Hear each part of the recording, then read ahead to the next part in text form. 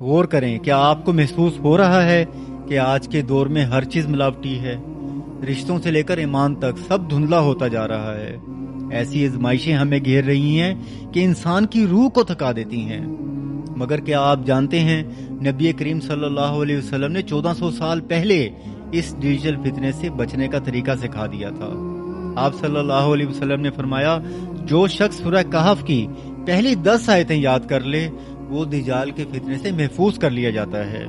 اب میرے نزدیک اور علم والوں کے مطابق یہ صرف 10 آیتیں نہیں بلکہ یہ ایک ایسی روحانی شیلڈ ہے جو آپ کی سوچ کو بھٹکنے سے بچاتی ہے۔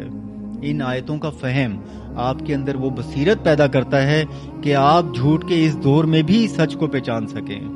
خاص طور پر جمعے کے دن جب آپ اس سورت کو پڑھیں تو اسے لمبا کر لیا کریں، ہر لفظ کو اپنے دل پر اترتا محسوس کریں، کیونکہ اللہ کو اپنے بندے کا قرآن سے دیر تک گفتگو کرنا پسند ہے۔